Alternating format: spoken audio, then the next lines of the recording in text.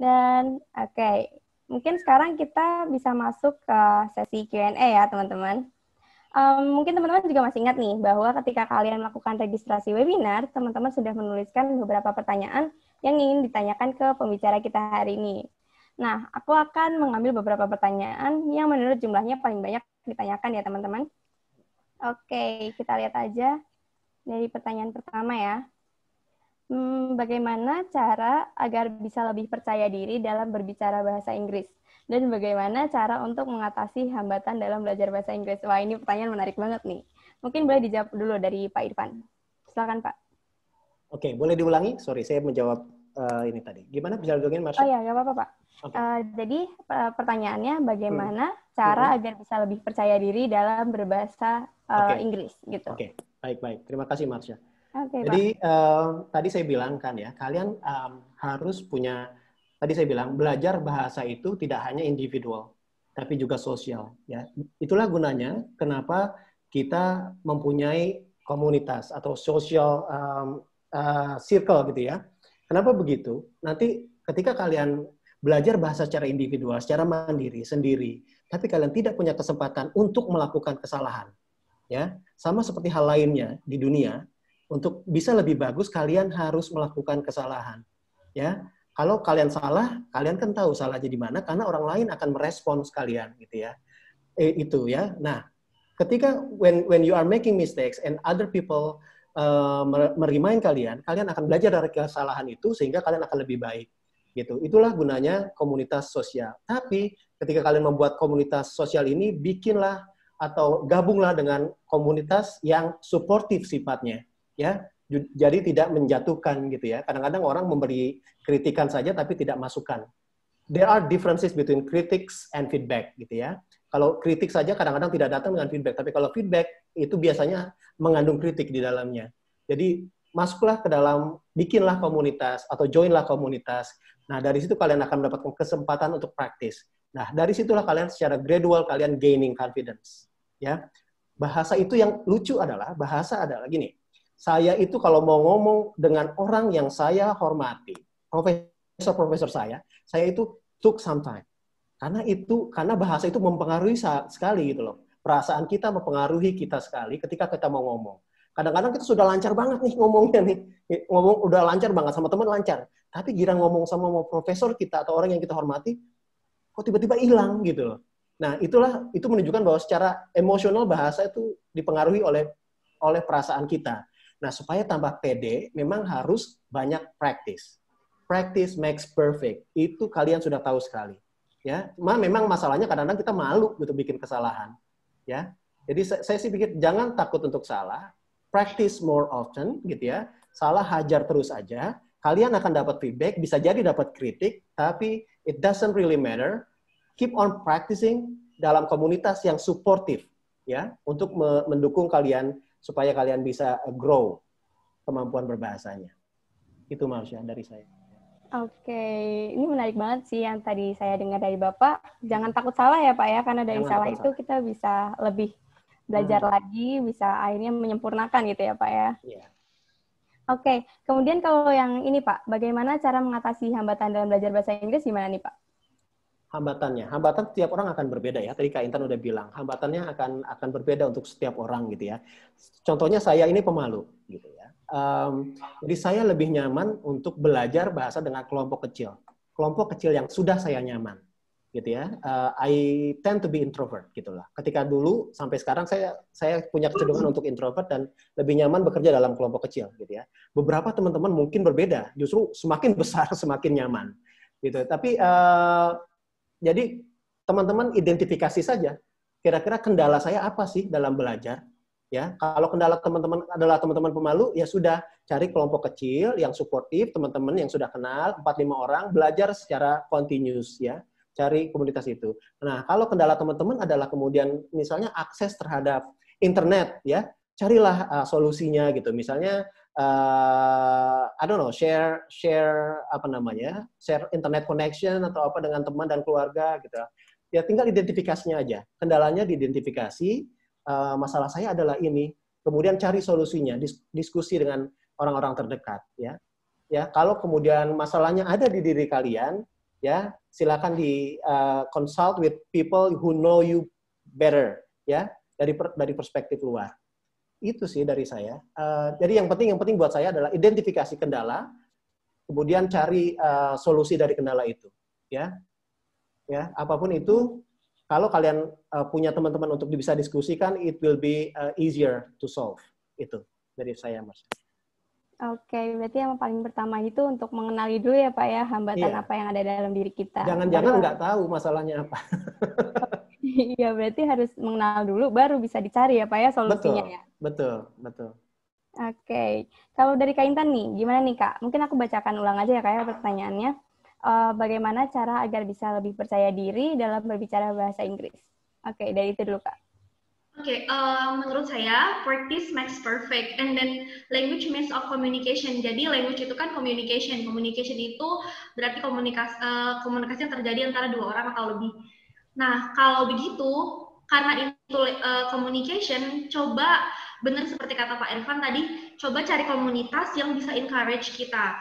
Misalnya komunitas walaupun tidak ikut komunitas di kampus, kita bisa ikut komunitas yang dari teman-teman di dekat rumah, for example dari tetangga atau saudara sendiri gitu, yang bisa kita coba try to communicate. Karena beberapa kasus yang saya tanya kepada murid saya itu, kenapa kamu nggak mau bahasa Inggris? Kenapa kamu nggak bisa bahasa Inggris? Kenapa kamu kok nilainya udah diajarin tapi tetap segini? Dia jawab, karena dia takut mencoba. Jadi dia bagus, for example, untuk nilai writing-nya, tapi untuk speaking-nya tuh kurang, karena dia bilang dia cuma bisa speaking dan selalu ada alasan, karena saya bahasa Inggrisnya pasif nih, karena bukan saya bahasa Inggris tuh bukan alasan, menurut saya itu bukan excuse, karena dia tidak mau mencoba, dia bilang dia malu untuk mencoba, dia takut salah, terus dia bilang, saya maunya communicate itu hanya untuk dengan native speaker, tapi saya nggak mau communicate dengan teman saya sendiri, karena teman saya juga nggak tahu kalau saya benar atau salah, atau teman saya malah mengolok-ngolok saya, kenapa kok salah gitu, atau kayak temen itu malah bukan yang ngasih solusi atau ngasih afirmasi positif, tapi malah kayak udah nggak usah sok keinggrisan gitu, nggak usah sok keinggrisan segala macam, padahal tuh kita penting kan, kita punya komunitas atau circle yang baik untuk support kita. Nah itu lebih dan sangat penting sekali punya komunitas yang bagus, kemudian lingkungan yang baik juga untuk bisa kita apply how to communicate in English well gitu. Menurut saya sih seperti itu. Kemudian cara kita bahasa Inggris itu kan ada yang formal, ada yang non formal gitu, ada yang semi formal. Saya pertama kali kirim email formal itu kepada satu orang yang bekerja di Kedubes Amerika, karena saya mau tanya ada beasiswa apa gitu, karena saya sudah apply banyak sekali beasiswa tapi nggak dapet. Nah di situ karena saya pertama kalinya untuk kasih email yang formal kepada orang asing, saya kopas, itu adalah kesalahan terbesar saya yang tidak akan saya ulangi lagi. Saya kopas langsung copy paste dari internet untuk bikin dia minta untuk saya kasih esai atau kayak bio sketch tentang diri saya tulis, dan itu saya kopas dari internet, dan beliau bilang seperti ini, email pertama kamu saya yakin ini dari kamu, tapi email sekarang saya yakin ini bukan diri kamu. Terus dia bilang, intinya dia bilang sama saya, be true to yourself. Kalau misalnya diri kamu hanya memang bisa sampai di batas ini, jangan takut salah, jangan malah mengambil bahasa orang lain yang terlihat sangat sophisticated padahal bukan kamu, katanya gitu. Jadi kamu harus belajar agar kamu tahu diri kamu yang salah yang mana, dan kamu bisa koreksi lagi, dan itu bisa kamu improve, katanya seperti itu. Jadi jangan pernah takut salah dan selalu cari orang yang bisa bantu kamu untuk improve diri kamu, seperti itu. Oke, ternyata emang sering banget ya, dan teman-teman di sini juga aku yakin juga ada yang merasa takut salah ya Kak ya. Berarti penting banget untuk nanamin ke diri sendiri untuk nggak takut salah, karena masih belajar juga ya Kak ya? Ya, benar-benar. Oke, dan penting juga nih untuk dapat circle, untuk mencari circle yang emang suportif, yang nggak menjatuhkan untuk belajar ya Kak ya? Oke, lalu kalau bagaimana cara mengatasi hambatan belajar bahasa Inggris nih Kak? Menurut saya setiap dari kita itu punya privilege yang beda-beda, kayak hak istimewa yang kita dapetin dari kita lahir. Misal for example ada teman satu yang dia memang punya kesempatan belajar bahasa Inggris lebih baik. Contohnya setiap pulang kuliah orang tuanya memberikan dia guru privat yang profesional ke rumah, atau dia bisa datang ke tempat les bahasa Inggris yang bagus gitu. Ada juga yang bahkan dia tidak punya akses internet yang baik di rumahnya, sehingga dia harus belajar cari cara lain untuk bisa belajar bahasa Inggris. Nah, itu kan salah satu hambatan. Mungkin hambatan orang yang punya privilege yang bagus, yang dia bisa dapat les bahasa Inggris dari guru yang profesional, kemudian dia punya akses internet yang bagus di rumahnya. Hambatan dia adalah dia males belajar untuk keluar gitu. Itu kan hambatan. Nah, caranya kemudian orang tuanya kasih dia solusi. Oh yaudah, anak ini dikasih guru privat langsung ke rumah gitu. Ada juga yang dia tidak mendapatkan privilege untuk bisa les tambahan di luar kuliah, kemudian juga dia tidak memiliki akses internet gratis yang ada di rumahnya, itu kan hambatan. Nah, gimana caranya kita untuk bisa overcome hambatan itu adalah dengan cari cara gimana untuk belajarnya. Kalau misalnya dia nggak punya akses internet, dia bisa aja ke kampus yang 24/7 dapat free wifi, atau dia ke kafe dekat rumah yang memang offering free wifi, atau dia bisa minta tolong sama temannya, yang teman yang tadi itu yang punya privilege lebih baik daripada dia, untuk bisa ngajarin dia, jadi sharing gitu. Sebenarnya kita kan punya masing-masing hambatan. Kalau saya dulu mungkin karena akses internetnya kurang bagus ya, karena kan saya dulu internet belum ada yang benar-benar yang seperti sekarang gitu. Jadi exposure saya ya sih cuman bisa nonton film, kemudian bisa mendengarkan musik atau membaca buku seperti itu. Oke. Berarti kalau untuk overcome hambatan ini sebenarnya balik ke diri masing-masing ya Pak, kayak balik ke keinginannya diri sendiri untuk belajar itu ya Kak ya. Oke, mungkin kita bisa lanjut aja ke pertanyaan selanjutnya. Kemampuan bahasa Inggris saya saat ini masih terbilang kurang. Nah, apakah masih terkejar untuk mendalami bahasa Inggris sekarang gitu? Mungkin bisa dari Kak Intan dulu nih untuk menjawab. Silahkan Kak. Masih banget. You are young and then your opportunity are bigger. Even kalau misalnya dibanding saya dan Pak Irfan, kalian itu punya kesempatan yang lebih panjang gitu. Jadi yang saya iriin dari orang itu bukan karena dia cantik, bukan karena dia pintar, bukan karena dia kaya, tapi karena dia muda. Kalau orang muda punya kesempatan yang lebih besar. Jadi kalau misalnya adik-adik masih ngerasa bahasa Inggrisnya saya masih kayak gini nih Kak, bahasa Inggris saya masih ya kayak gitu deh, kayak kalau misalnya ngomong cuman iya yes no aja, masih banyak kesempatan. Apalagi di sini ada BNIC. BNIC bisa memprovide kalian untuk mendapatkan hal-hal yang positif untuk bisa improve bahasa Inggris kalian, kayak misalnya ikutan kelas TOEFL, terus kemudian juga bisa ikutan conversation sama teman-temannya di BNIC, atau kan sekarang tuh banyak banget ya cara-caranya, kayak misalnya ikutan kayak nonton YouTube atau kalian dengerin podcast, itu kan juga bisa improve kan. Apalagi kalau kalian nonton TED Talk itu ada subtitlenya, jadi kalian bisa sambil belajar dan gimana how to pronounce atau how to create sentences kayak gitu. Sebenarnya kalau misalnya masalah belajar, seberapapun umur kalian pasti akan tetap punya kesempatan untuk belajar. Yang paling penting adalah niat dari diri kalian. It is nonsense kalau misalnya nggak ada niat, tapi kalian pengen belajar tapi nggak ada niat sebenarnya. Yang nge-push kalian adalah orang lain, kayak orang tua kalian. Kalian harus bisa nih bahasa Inggris, tapi diri kalian sendiri menolak. Jadi dari dalamnya sudah menolak, tidak akan bisa. Yang penting dari diri kalian sendiri, kalian punya niat untuk belajar, dan then take any chance. Apapun itu pasti bisa. Oke, apalagi masih muda ya Kak ya, masih panjang jalannya untuk belajar juga. Sebenarnya balik lagi ya Kak ya, ke niat masing-masing untuk belajarnya itu mau atau enggak gitu ya. Oke, ada pertanyaan lanjutan nih Kak. Apakah cukup jika saya bisa berbicara bahasa Inggris saja namun kurang dalam writing-nya? Oke. Mungkin bisa Kak Intan lagi Kak. Menurut pengalaman pribadi saya itu termasuk pengguna bahasa Inggris yang hanya bisa berbicara, kemudian writing saya itu masih, kalau misalnya dari scale 10, saya tuh hanya punya nilai writing 6, for example. Tapi eventually lambat laun saya belajar karena saya set target saya untuk bisa kuliah ke luar negeri. Kalau kuliah ke luar negeri saya harus tes TOEFL IBT, kemudian IELTS. Saya juga harus punya writing skill yang bagus, nggak cuma ngomong aja. Jadi itu dibarengi dengan belajar writing. Belajar writing itu nggak bisa semalam overnight terus jadi kayak bikin candinya Sangkuriang tuh nggak. Kita belajar sedikit-sedikit, kalau salah kita coba peer correction sama teman kita. Misalnya punya teman yang writingnya bagus tapi speakingnya nggak sebagus kita, jadi kayak tukeran gitu. Nanti kita nulis esai atau personal essay gitu, nanti dia bantuin kita untuk peer correction, ini salahnya di sini, ini kurangnya di sini, ini grammarnya gitu, jadi dibarengi. Kalau misalnya untuk belajar writing itu kita harus latihan, practice makes perfect. Kita nggak ada yang bikin esai beasiswa. Mungkin Pak Irfan juga pasti punya pengalaman bikin esai beasiswa itu kan nggak sehari 2 hari selesai terus, terima jadi dapat beasiswa atau enggak. Kita butuh waktu berminggu-minggu, paling enggak itu berminggu-minggu, bahkan berbulan-bulan untuk bisa baca lagi, salah lagi, coba dicek lagi gitu. Jadi memang harus dibarengi speaking dan writing-nya.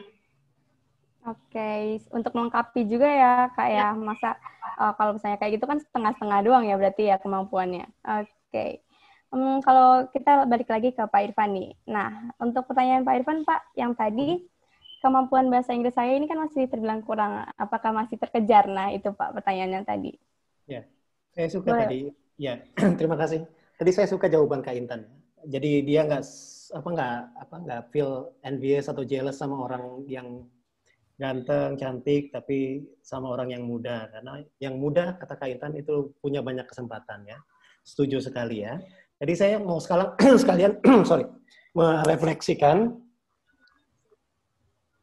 terhadap apa yang sudah saya alami misalnya.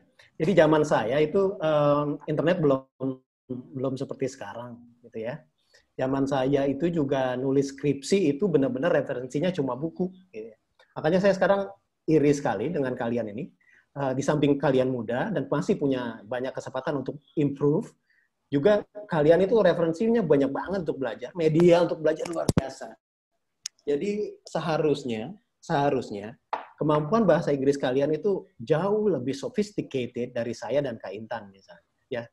Ya, dari maksudnya sekarang kuliah kalian kan belum 20 ya rata-rata ya. Dengan belum 20 aja udah seperti ini gitu loh. Saya pertama kali ke luar negeri itu umur 30 tahun. Ya, 29 30 lah ketika saya berangkat ke Australia untuk ambil S2 gitu. Nah, Kak Intan tuh sebelum ini sudah berangkat ke Amerika gitu. Nah, sekarang kalian harusnya dengan kemampuan kalian pada level ini, saya sangat yakin kemampuan bahasa Inggris saya ketika saya S1 tidak sebagus teman-teman sekalian gitu. Karena cara saya belajar juga dulu sangat grammar gitu ya, sangat textbook gitu ya. Sementara kalian kan exposure-nya luar biasa, diajak ngobrol dengan kesempatan untuk ngobrol orang dari luar Indonesia banyak sekali gitu ya. Jadi I envy you because of this ya, karena akses kalian yang luar biasa. Apakah kalian masih bisa berkembang? Sangat bisa berkembang ya. Masih muda, masih banyak opportunities dan banyak sekali supporting tools dan sistem yang bisa bantu kalian untuk mengejar kemampuan. Tidak hanya kemampuan berbahasa Inggris loh, saya yakin.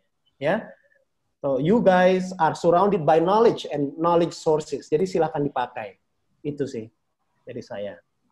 Oke, berarti kita balik lagi tadi ke akses kita yang lebih mudah ya Pak ya. Berarti semakin difasilitasi juga kalau kita untuk mau belajar gitu ya. Balik lagi ke niat kita masing-masing gitu ya Pak. Setuju, Marsha. Oke, kalau menurut Bapak nih Pak, apakah berbicara bahasa Inggris saja itu udah cukup tapi nggak kurang dalam writing gitu Pak? Ya, ini menarik sih. Tadi saya setuju sekali dengan apa yang disampaikan Kak Intan ya. Dari pengalaman saya 20 tahun lebih mengajar gitu ya, saya menemukan sekali banyak mahasiswa, tidak hanya siswa, saya mengajar dari level SD sampai SMA, kemudian akhirnya ke mahasiswa, saya menemukan sekali anak yang ketika ngomong itu sangat fluent, tapi ketika diminta untuk menulis, it's something else. It's a different thing, gitu ya. Ketika menulis, loh kok bisa sih idenya nggak relevan? Kok bisa sih idenya dia ngomong, di awal tuh mau ngomong A, tapi ujung-ujungnya dia ngomong Z. Padahal dia nggak bilang, di awal tuh mau ngomong tentang Z, gitu. Jadi, writing is something else, karena itu melibatkan kemampuan kalian mengorganize ideas. Ya, jadi kalau kalian merasa, makanya tadi dari awal saya bilang, kalau kalian merasa kalian sudah cukup bagus bahasa Inggrisnya, ask yourself again. Ya, apakah kalian sudah secara komprehensif menguasai semua skills dalam bahasa Inggris? Bisa jadi ya, bisa jadi enggak loh, gitu ya. Misalnya saya bahasa bicaranya, conversation-nya sudah bagus, tapi ketika disuruh nulis, apakah sudah sebagus ketika kalian bicara? Belum tentu juga. Ya, itulah makanya tadi Kak Intan bilang, butuh lebih banyak waktu untuk menjadi penulis yang baik daripada menjadi pembicara yang baik. Ya, tapi ketika kalian punya telinga yang baik, ya, kalian akan bisa menjadi pembicara yang baik. Nah, kalau kalian banyak membaca, ya, ini akan support kemampuan kalian untuk menulis. Ya, ya, banyak membaca, banyak mendengar. Intake kalian harus bagus makanya. Ya, dengarkanlah, expose kuping kalian, telinga kalian dengan lebih banyak media yang menggunakan bahasa Inggris, tapi juga banyak berlatih untuk menulis. Ya, practice makes perfect, seperti yang kita sepakati hari ini. Oke, berarti emang dari berbicara dan menulis itu dua hal yang berbeda, tapi sama-sama penting ya Pak ya untuk dikuasai ya. Oke. Terima kasih Pak Irfan dan Kak Intan untuk jawabannya tadi. Dan terima kasih juga untuk teman-teman yang udah bertanya ya di form waktu registrasi. Nah, pertanyaan tadi sekaligus juga menutup sesi Q&A kita pertama. Nah, selanjutnya kita juga akan membuka sesi Q&A secara langsung. Jadi sekarang teman-teman udah boleh ya mengirimkan pertanyaannya melalui kolom chat webinar kita. Oke, mungkin udah ada beberapa pertanyaan nih dari teman-teman kita. Oke, mungkin langsung aja yang pertanyaan pertama ya. Pertanyaannya nih, bagaimana cara menulis dan berbicara bahasa Inggris dengan grammar yang baik dan benar tanpa ngaco sama sekali? Oke, mungkin bisa dari Kak Intan dulu nih untuk menjawab. Silakan Kak Intan. Oke, terima kasih Talia. Talia ya yang tanya ya? Iya. Oke, terima kasih. Saya yang tanya. Talia, saya yang nanya. Oh, oke. Halo Talia, terima kasih ya sudah ikut ke webinarnya BNEC. Kalau menurut saya, gimana sih caranya menulis dan berbicara bahasa Inggris dengan grammar yang baik? Kalau menurut saya, kalau untuk urusan speaking, kalau kita terpaku dengan grammar, itu kita nggak akan pernah mau ngomong. Itu pengalaman saya. Saya akhirnya mau berbicara bahasa Inggris, itu saya terabas aja. Yang penting saya mengerti, kemudian orang yang saya ajak bicara juga mengerti. Itu kalau misalnya menurut saya bahasa Inggris untuk berbicara. Kemudian, dan nanti lama-lama kita juga tahu kok mana yang benar, mana yang salah, karena kita ngomong langsung. Asal kita mau produce words, produce sentences, kita harus produce dengan berani. Kalau untuk writing, seperti yang saya tadi sudah kasih tahu, writing itu harus learning by doing, harus kita terus latihan, kemudian kita juga menulis terus, dan tanya sama teman yang sudah punya kemampuan menulis yang baik untuk bisa koreksi yang mana yang salah, mana yang benar, dan memberikan kita feedback positif, gimana sih caranya gitu. Sampai sekarang pun saya masih belajar how to make a good writing, especially untuk IELTS. Itu saya belajar langsung dengan teman saya yang punya kemampuan writing lebih baik daripada saya. Dan setiap saya ingin apply untuk beasiswa, aplikasi beasiswa, itu kan ada esai tuh. Nah, esainya itu juga bukan yang sehari jadi. Saya buat dulu kerangkanya gimana, terus kemudian saya sebar ke minimal 5 orang berbeda untuk mereka koreksi. Nanti mereka kasih feedback ke saya. Nah, dengan begitu saya belajar, oh ternyata harus begini, grammarnya yang baik gitu. Untuk speaking, try to always communicate. Kalau salah, ulang lagi, benerin lagi, ulang lagi. Kalau misalnya masih salah, terus sampai kita tahu yang mana yang benar, yang mana yang salah. Begitu. Oke, berarti harus mencoba dulu ya Kak ya, jangan takut. Terima kasih ya untuk jawabannya ya Kak Intan. Sama-sama Talia. Oke, mungkin kita bisa juga dengar dari pendapatnya Pak Irfan nih. Boleh Pak Irfan? Oke, landasannya tetap sama, Marsha ya. Practice makes perfect ya. Cuma kalau misalnya ingin tidak ngaco, jangan belajar sama orang yang kamu curigai ngaco gitu ya. Bahasa Inggrisnya. Jadi you go to orang yang kamu percaya kualitas kebahasa Inggrisannya gitu ya. Jadi kalau memang kamu mau belajar menulis akademis yang baik, datanglah ke orang yang kamu percaya bahwa tulisan akademisnya dalam bahasa Inggris baik. Kalau kamu mau belajar menulis dalam konteks non-akademis, misalnya dalam konteks mengerjakan tugas, datanglah orang yang bikin esai misalnya, sesederhana itu, datanglah kepada orang yang memang kamu percaya tulisannya bagus gitu dan lebih baik dari kamu ya. Jadi penting buat kita untuk mengetahui kita datang ke siapa dan orang yang kita datang itu apakah orang yang tepat gitu. Ya, jadi kalau ya udah balik lagi, abis itu banyak berlatih. Baca berarti terus duduk bersama dengan orang yang kamu percaya bisa membimbing kamu, terus kasih masukan terhadap apa yang kamu buat, misalnya kesalahan-kesalahan gitu ya. Ada beberapa grammar check tools yang bisa kamu pakai sebenarnya, kayak Grammarly dan sebagainya. Itu di satu sisi membantu sih ya, tapi on a certain stage itu mungkin nggak cukup ya. Pada akhirnya kamu udah Grammarly udah dibantuin nih, diction yang nggak benar, grammarnya nggak benar, itu membantu sih untuk membantu meningkatkan tulisan kamu. Mungkin diksinya kurang tepat gitu ya. Misalnya kalian pakai Gona, dia akan underline secara otomatis gitu ya, kalau pakai Gona bahwa ini informal English gitu. Nah, kalian identifikasi itu sebagai kalian tinggal klik kanan dan betulkan. Itu enaknya kalau pakai Microsoft Word yang terbaru itu sudah ada ya, langsung, atau kita pakai install Grammarly. Tapi again, it's not enough ya. Jadi silakan cari orang yang bisa melihat tulisan kamu secara lebih komprehensif. Itu Marsha. Oke, berarti penting juga ya Pak ya untuk belajar bahasa Inggris ini jangan sendiri gitu, tapi butuh cari teman yang emang bisa menguasai gitu ya Pak ya. Yes, yes. Oke, mungkin kita lanjut ke pertanyaan selanjutnya aja. Ada dari Arif. Di Malang, internet ini dari Malang di internet banyak sekali kosakata yang ada dan banyak kosakata yang tidak umum atau tidak dipakai. Bagaimana kita mengetahui bahwa suatu kosakata itu masih dipakai di percakapan sehari-hari? Oke, mungkin bisa dijawab dari Pak Irfan. Oke, udah ya. Oke, bagaimana mengetahui kosakata itu masih dipakai dalam percakapan sehari-hari gitu ya? Iya, Pak. Ya, dengan menggunakannya. Jadi ketika kamu misalnya saya gini, saya pernah pakai ekspresi ini,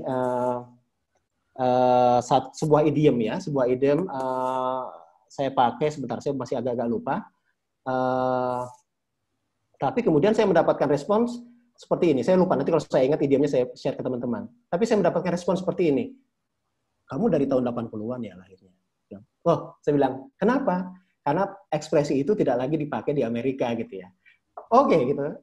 Oh, really? That's interesting. Saya bilang, iya, kamu dapat dari mana? Saya dapat dari TV show. Waktu itu dari Back to the Future movie ya. Waktu itu saya pakai film itu sebagai ekspresi dan dibilang, kamu tahun berapa sih? Kok masih dipakai ekspresinya? Jadi kalau mungkin dalam konteks bahasa Indonesia, kalau saya pakai kata-kata mejeng, ngeceng, itu kan mungkin teman-teman ketawa itu kata-kata apa sih? Kira-kira seperti itulah konteksnya. Jadi bagaimana kita tahu bahwa itu tidak lagi dipakai? Dengan kita menggunakannya sehari-hari, kita akan mendapatkan feedback. Ya, jadi pengalaman saya itu dari pengalaman saya sendiri, orang akan langsung tertawa, mungkin nggak apa-apa gitu. Oh iya, tapi saya jadi tahu bahwa ini tidak lagi digunakan dalam pembicaraan sehari-hari. Gitu. Seperti mungkin sekarang kita dipakai kata anjay gitu ya, sangat populer kan sekarang perdebatannya. Nah, mungkin bisa jadi beberapa tahun yang lalu ini nggak dipakai gitu. Mungkin di angkatan saya itu anjir gitu ya, tapi sekarang dipakainya anjay, tapi mungkin dalam 10 tahun yang akan datang tidak lagi dipakai. Bagaimana kita tahu? Ya silakan, 10 tahun lagi kamu coba pakai kata anjay, kalau kamu diketawain berarti angkatan itu sudah tidak lagi pakai kata anjay. Itu dari saya, Marsha. Oke, berarti nggak apa-apa ya Pak ya, mencoba dulu untuk mencari tahu gitu ya, walaupun ada kesalahan pun juga nggak apa-apa gitu ya Pak ya, karena jadi tahu juga. Oke. Betul. Oke, kalau dari Kak Intan gimana nih Kak? Boleh Kak? Ya, saya setuju dengan Pak Irfan, harus digunakan sehari-hari. Jadi kayak ada bahasa-bahasa yang bahasa itu kan selalu berkembang. Jadi nggak kita berpatok dengan bahasa yang ada di kamus. Misalnya kan kalau zaman dulu tuh kita pakai kamus 5.000 miliar, for example, kayak gitu. Padahal itu kan sekarang nggak dipakai lagi kan. Nah, begitu juga dengan bahasa juga berkembang. Kayak ada bahasa yang namanya Instagramable. Kalau zaman saya SD mungkin belum ada Instagramable karena baru ada Friendster, baru ada yang IRC gitu. Nah, sekarang itu ada bahasa-bahasa baru, kemudian ada lagi selfie. Dulu kan kita nggak punya handphonenya juga nggak ada kamera kan. Itu bahasa-bahasa yang kita bisa temukan di kehidupan sehari-hari. Dan juga bahasa itu biasanya, kalau adik-adik semua kan pasti pakai Instagram, terus kemudian pakai Facebook, Twitter, YouTube, dan lain sebagainya. Itu bisa kita temukan di laman-laman sosial media itu. Apalagi sekarang kan lagi hits TikTok ya, ada banyak sekali yang bahasa-bahasa baru yang kita baru temukan karena adanya media sosial itu. Ada beberapa akun, saya lupa tapi nama akunnya, ada beberapa akun yang setiap hari selalu update bahasa-bahasa baru dari bahasa Inggris yang memang baru keluar gitu. Kayak misalnya salah satunya kayak tadi Instagramable, kemudian selfie dan yang lain sebagainya. Tapi saya lupa itu akunnya apa gitu. Dia selalu update, jadi kita bisa tahu dari situ juga. Selain kita bisa menggunakannya, kita juga bisa membaca di medsos kita masing itu. Oke, karena sekarang kan dari medsos itu udah banyak ya Kak ya, informasi-informasi itu juga bisa dimanfaatkan. Oke, mungkin bisa kita lanjut ke pertanyaan selanjutnya. Ada dari Stephen nih. Jika kita mau kuliah ke luar negeri, berapa nilai TOEFL atau IELTS yang dibutuhkan? Mungkin bisa dijawab dari Kak Intan dulu nih Kak. Kalau IELTS atau TOEFL tergantung sama negaranya. Kalau ke Amerika, karena Amerika itu tidak pakai IELTS, kita pakainya TOEFL. TOEFL ITP, TOEFL kan ada beberapa jenis. Untuk TOEFL ITP itu untuk S2 550 poinnya. Untuk TOEFL IBT itu adalah tes lanjutan lagi untuk mendapatkan universitas, itu minimal berapa ya? 75 tidak salah.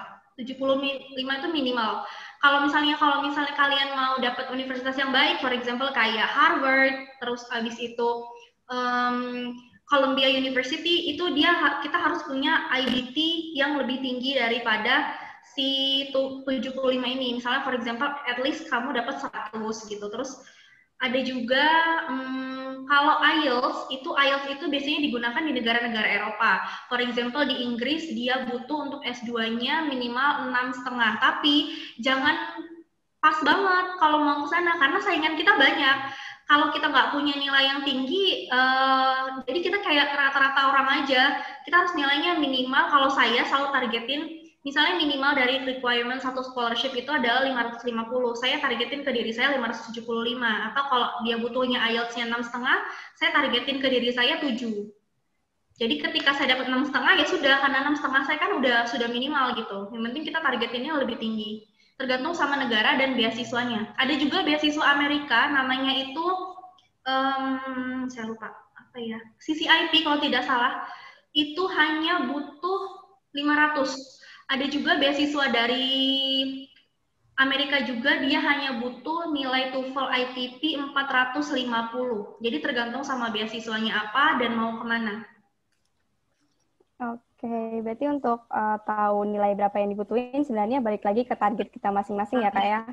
Apa yang kita targetkan gitu ya Kak? Ya. Oke, mungkin untuk Pak Irfan ada pertanyaan dari Albert nih Pak.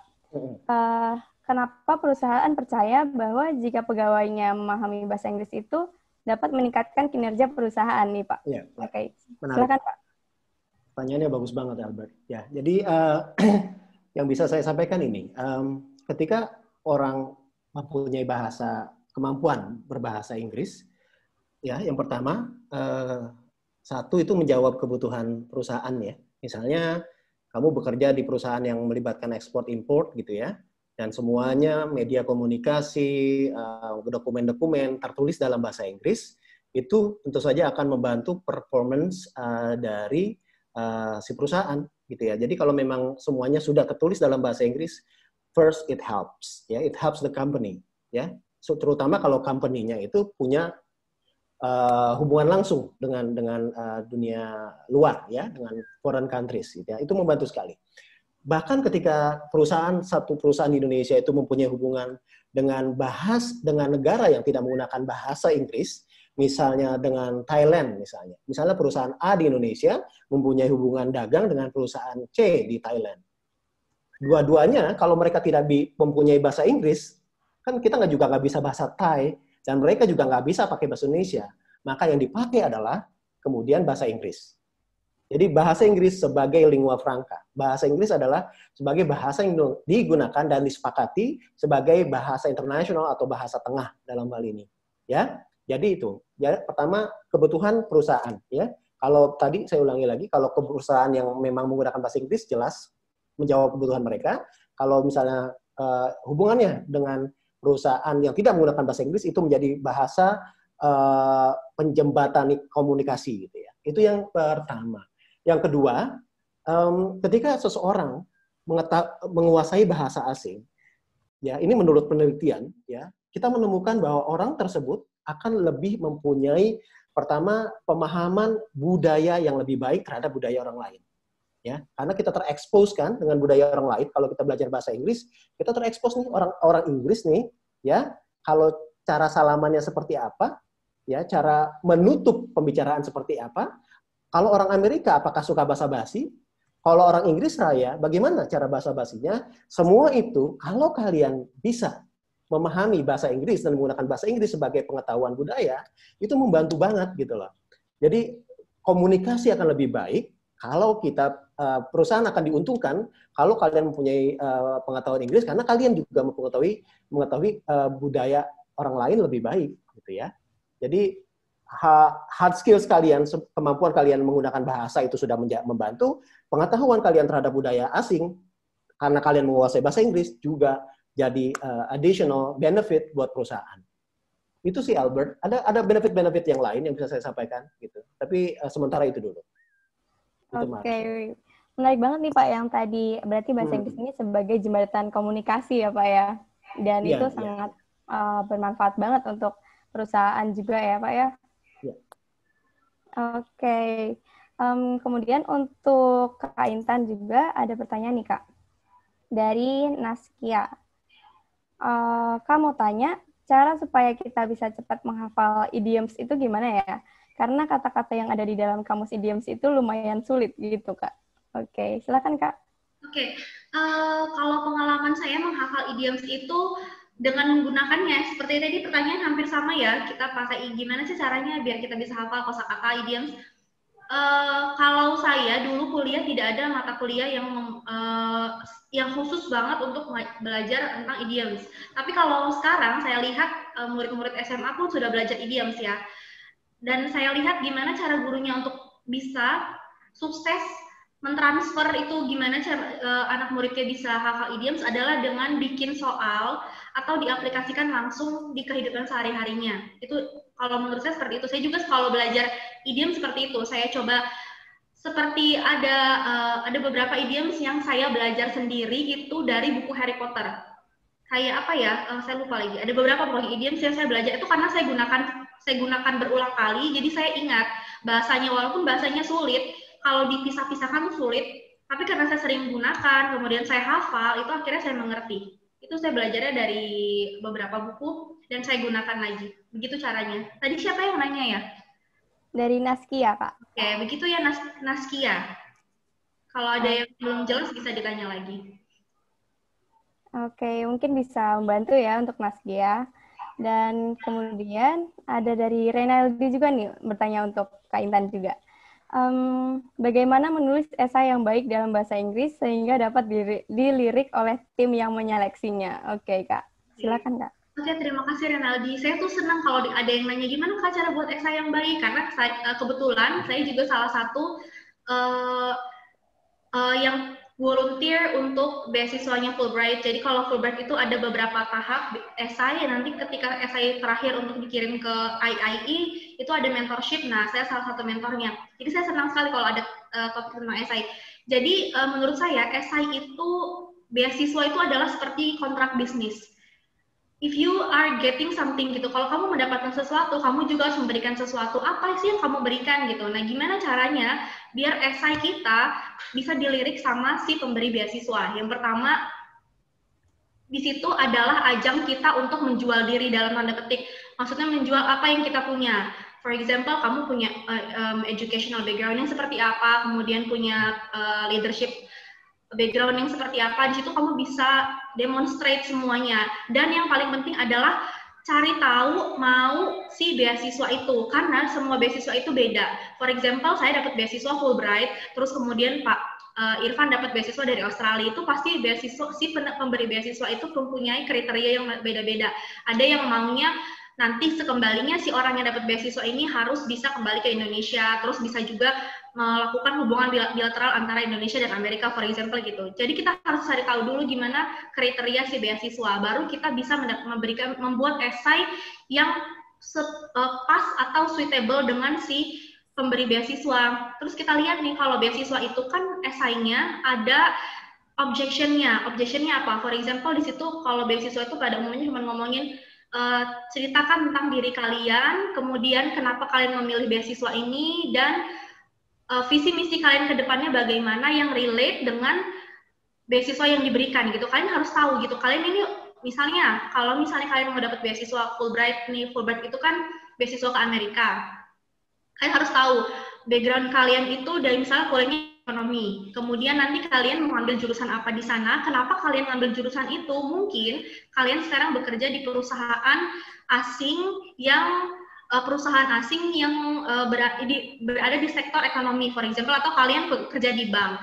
Ada nggak korelasinya nanti ketika kalian ngambil kuliah di Amerika itu bisa kalian kontribusikan lagi ke si bank yang tempat kalian bekerja, atau at least kamu balik lagi ke Indonesia, kamu bisa memberikan sesuatu yang related dengan pekerjaan kamu sekarang, educational background kamu S1, dan nantinya di Amerika apa yang kalian dapatkan. Mereka harus punya sesuatu gitu. Kalau you get something, then you need to give something gitu. Jadi kayak ada hubungan timbal balik, nggak cuma ngasih uang biasa aja, karena kan kita akan di reimburse miliaran rupiah tuh kalau beasiswa. Jadi kita harus tahu kita harusnya jadi apa, bukan esai kosong aja. That's why esai itu dibuat nggak overnight, tapi harus takes time, bisa weeks, bisa months, seperti itu. Kalau misalnya tadi si Renaldi mau coba esai, bisa kontak saya langsung, saya bisa kasih advice yang lebih lanjut. Oke, ternyata emang banyak banget ya Kak yang harus diperhatikan untuk membuat esai yang baik gitu ya Kak ya.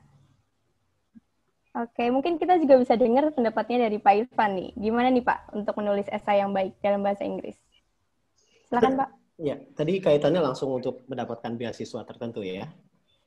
Iya Pak. Ya, tadi langsung sih udah dijawab oleh Mbak Intan, Kak Intan, beberapa poinnya.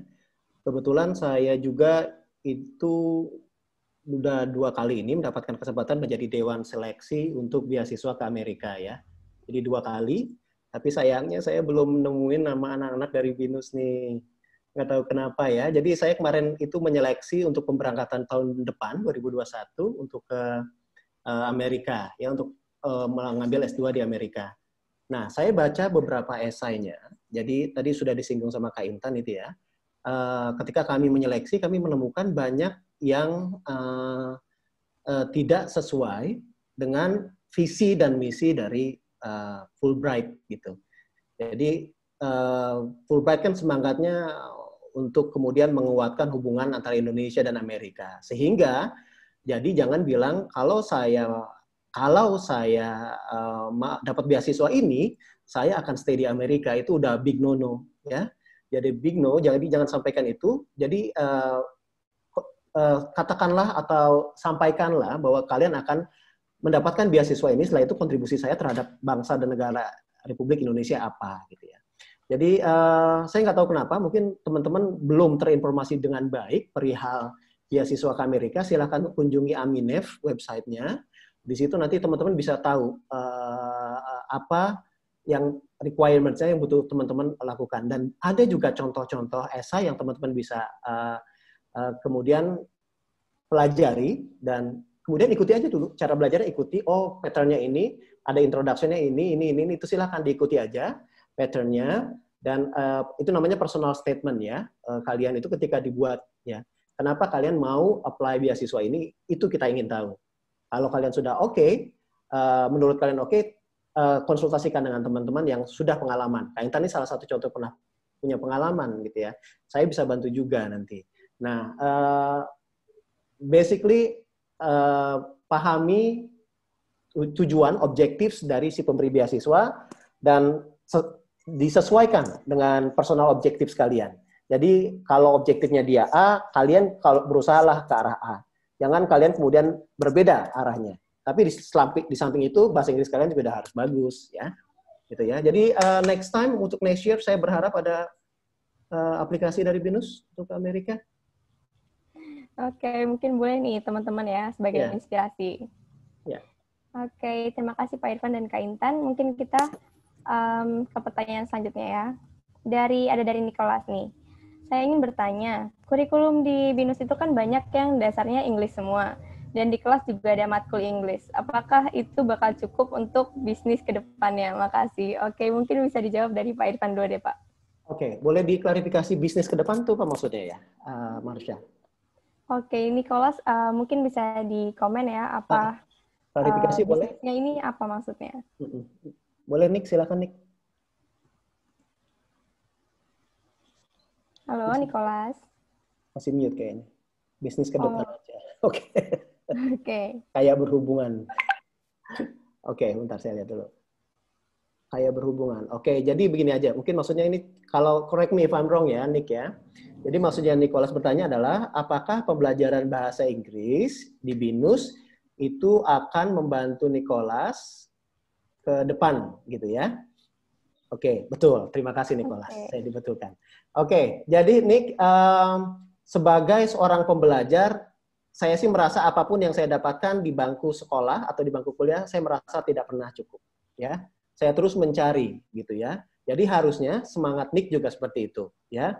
Jadi selain, makanya kemudian ada klub-klub nih, ada kayak BNIC, ada klub-klub di bawah jurusan bahasa Inggris, ada UKM, karena kita merasa apapun yang kita dapatkan seharusnya secara ideal tidak pernah cukup. Gitu. Jadi saya mau belajar lebih gitu ya. Biarpun di BINUS ada entrepreneur, ada bahasa Inggris yang lain, ya. Silakan Nick merasa tidak cukup. Ya, jangan merasa cukup. Saya jadi anjurkan sama Nicholas nih, jangan merasa cukup terhadap pembelajaran yang diadakan sekarang. Ya, meskipun kita nih dari sisi dosen, dari sisi ketua jurusan, kita berusaha semaksimal mungkin untuk cater your needs. Ya, misalnya kita percaya kalau Nick jurusannya apa? Nicholas jurusannya apa? Arsitek ya, oke. Di jurusan arsitek kan ada 4 SKS ya, gitu ya. Bahasa Inggrisnya ya. Silakan merasa tidak cukup dan kemudian Nick ikut BNIC.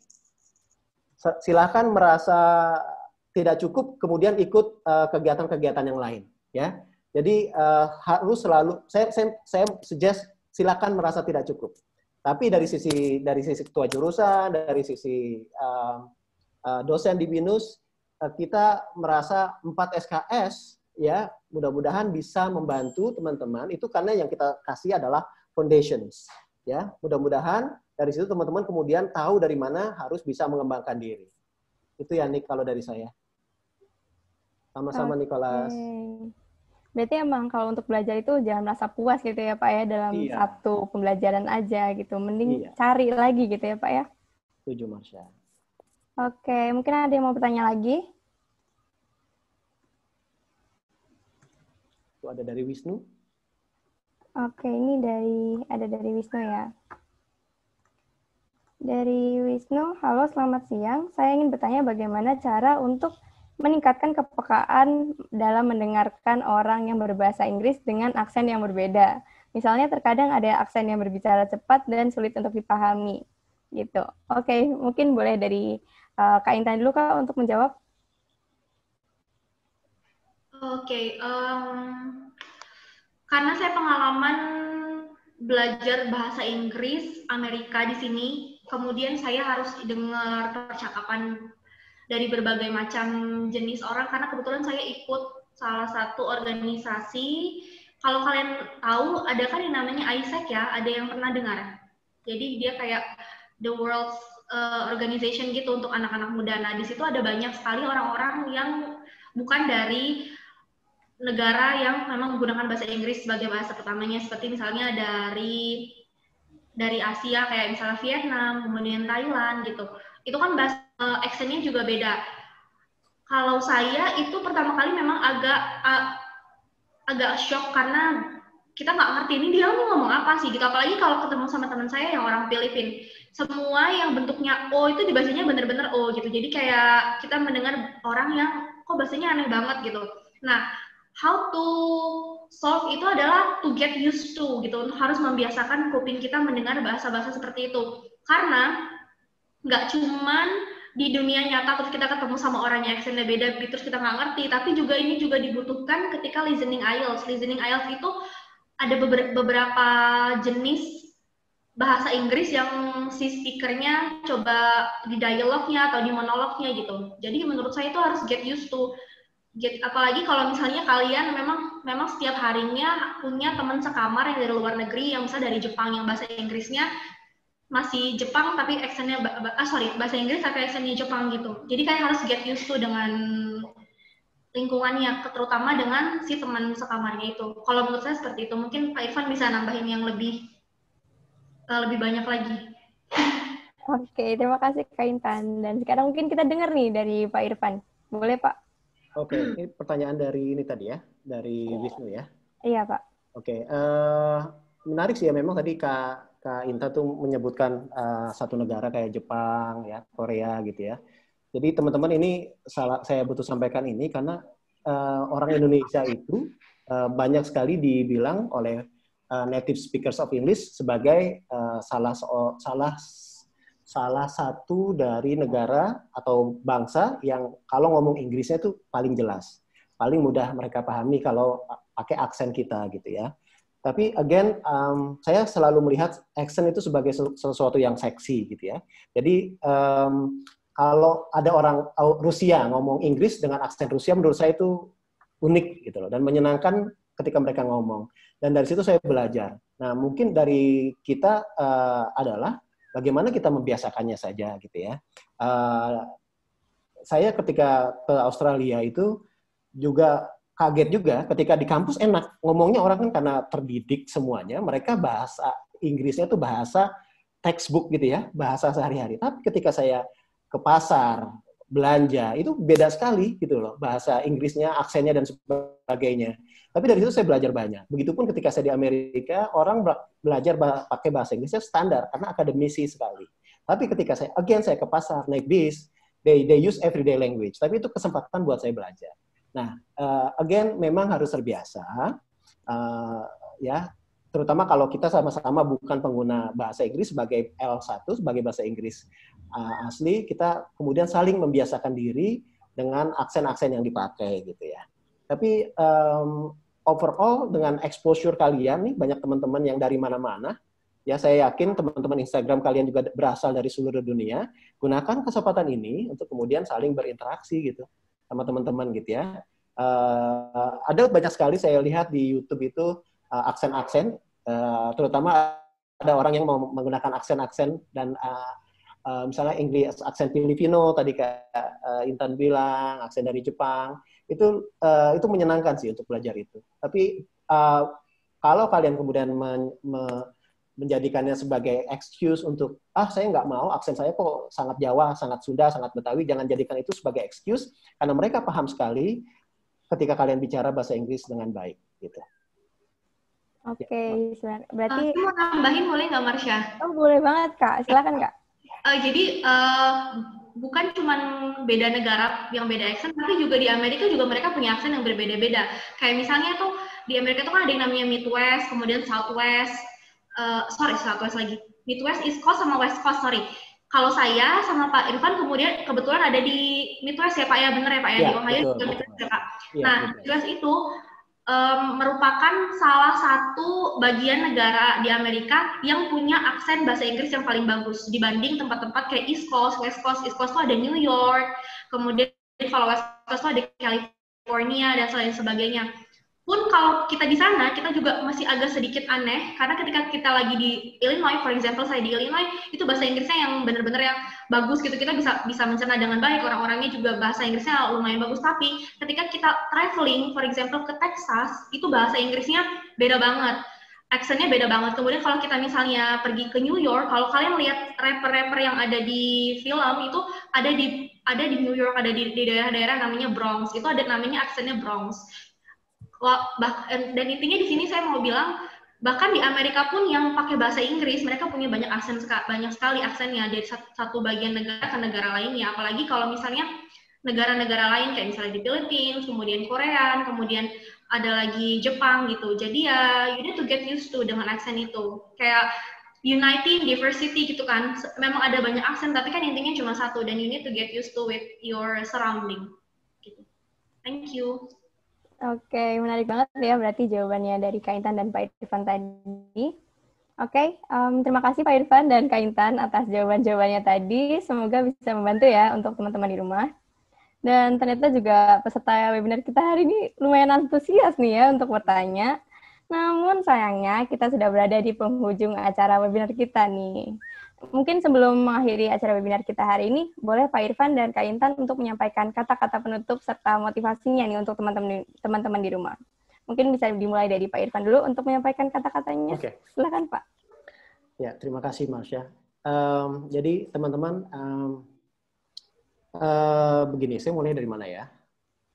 Jadi saya sih menyarankan teman-teman memproyeksikan dari sekarang kira-kira karir teman-teman akan ada di mana setelah lulus dari Binus University ya. Nah, dari situ teman-teman lihat bagaimana kemudian bahasa Inggris teman-teman itu akan membantu.